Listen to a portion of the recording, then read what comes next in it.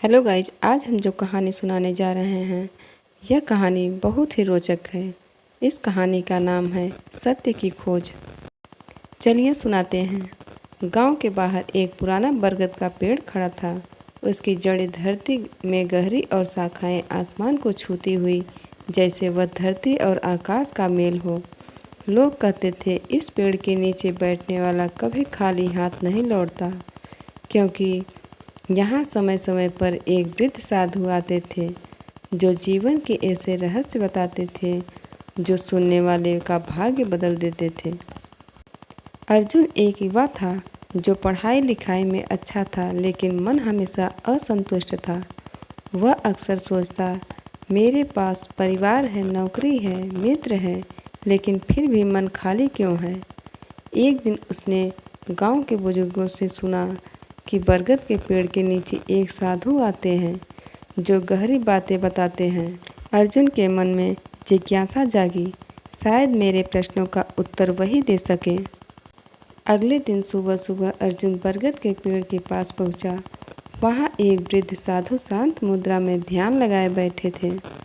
अर्जुन ने झुककर प्रणाम किया और बोला, गुरुदेव, मैं जीवन का अर्थ जानना चाहता हूँ। साधु ने आंखें खोली और मुस्कुराए, कहा, जीवन का अर्थ जानने से पहले जीवन को देखना सीखो। अर्जुन उलझ गया। देखा तो मैं रोज करता हूँ, इसमें नया क्या है। साधु बोले, तुम देखते हो पर समझते नहीं, तुम सुनते हो पर सुनाई सिर्फ अपनी इच्छाएं देती हैं। साधु ने अर्जुन से कहा, यदि तुम सत्य पाना चाहते हो तो तुम्हें 3 प्रश्नों के उत्तर खोजने होंगे। नंबर 1, मैं कौन हूँ। नंबर 2, मैं क्यों आया हूँ। नंबर 3, मैं कहाँ जाऊँगा। अर्जुन ने सोचा, ये तो सरल सवाल है, लेकिन इसके उत्तर शायद गहरे होंगे। अर्जुन ने कई दिनों तक सोचा, मैं अर्जुन हूँ, एक इंसान, एक बेटा, एक दोस्त। लेकिन साधु ने कहा, ये तुम्हारी पहचान है, तुम स्वयं नहीं। तुम्हारा नाम, शरीर, रिश्ते ये बदल सकते हैं, लेकिन तुम कौन हो यह नहीं बदल सा। साधु ने उसे पास के तालाब के किनारे ले जाकर पानी में झांकने को कहा और पूछा, तुम्हें अपना चेहरा दिख रहा है। उसने कहा, हाँ।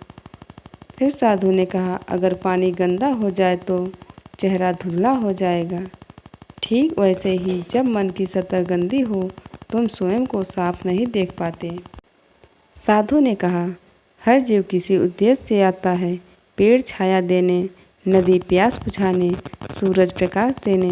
तुम किसके लिए आए हो। अर्जुन ने सोचा, शायद कमाने खाने जीने के लिए। साधु हंस पड़े, यह तो जानवर भी करते हैं।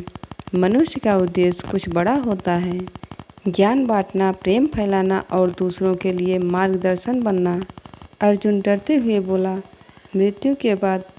साधु बोले, हाँ, मृत्यु अंत नहीं, एक नया आरंभ है।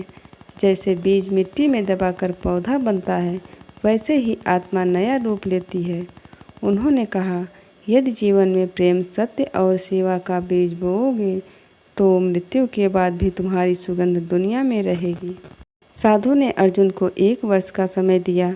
जाओ, अपने जीवन को इस तरह जियो कि तुम्हारे कर्म तुम्हारे उत्तर बन जाएं।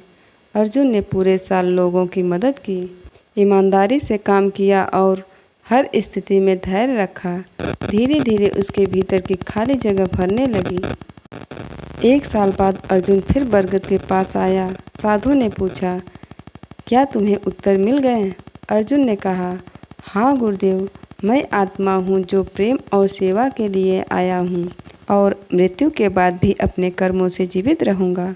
साधु ने प्रसन्न होकर कहा, अब तुमने देखना सीख लिया है। अर्जुन अब गांव में सिर्फ एक नौजवान नहीं बल्कि सबका मार्गदर्शक बन गया।